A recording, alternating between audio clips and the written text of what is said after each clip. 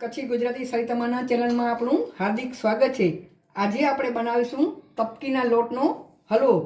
તો આ માટે મેં 250 તપકીનો લોટ લીધો છે। એને આપણે બરાબર ચારી લઈએ। હવે લોટને આપણે બરાબર ચારી લીધો છે।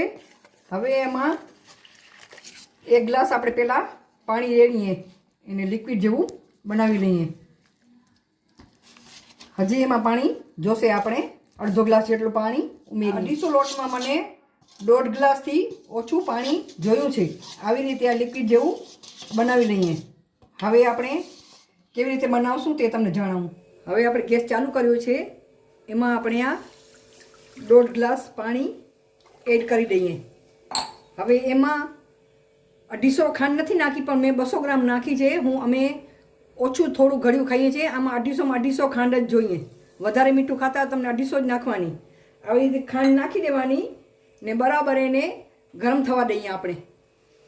હવે ખાંડ આપણી ઓગળી ગઈ છે। આપણે ચાસણી નથી બનાવવાની, પણ 2 મિનિટ સુધી હજી એને ઉકળવા દઈએ।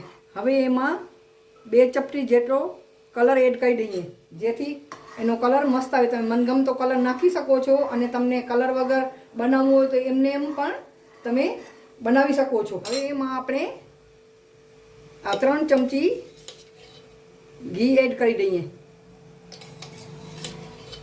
આ ઘી ઘરનું જ બનાવેલું છે ને થોડી વાર હલાવીએ। આપણે ફ્રેશ આ કૂટેલો એલચી પાવડર નાખી દઈએ ને આપણે આ જે લિક્વિડ બનાવ્યું હતું, આ પાણીથી આ બનાવ્યું હતું, ગોળ બનાવ્યું હતું, એ અંદર આપણે આમ એડ કરી દેવાનું। આમાં તળિયામાં ચોંટી જાય એટલે આવી રીતે આમ એડ કરતા જવાનું।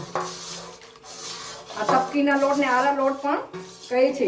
આ તપકીનો લોટ બહુ જ ઉપયોગી છે।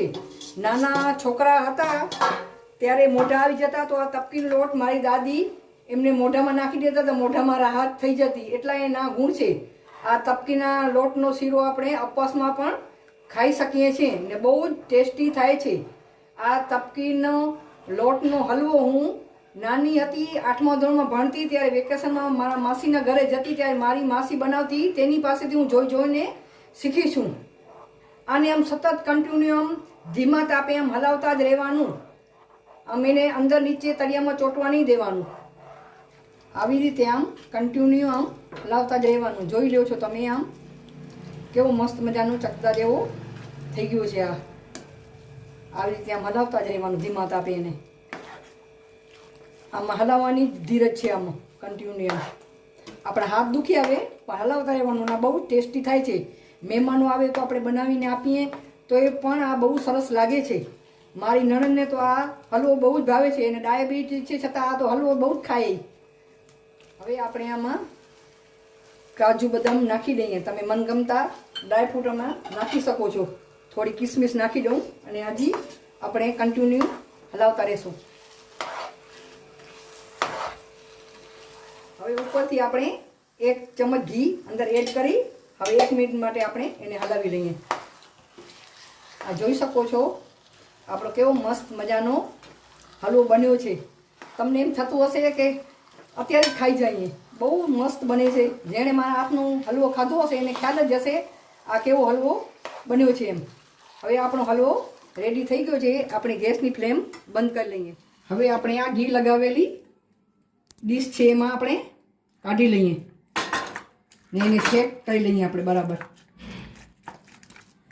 હવે આમ વાટકીથી આવી રીતે દબાવીને આપણે એને ઠંડુ થવા દઈ દઈએ। બરાબર ઠંડુ થઈ જાય પછી આપણે એના પીસ કરી લઈશું। હવે ઠંડુ થઈ ગયું છે, આપણે કટ લગાવી લઈએ। મનગમતા આકારમાં આપણે ચોસલા પાડી લઈએ।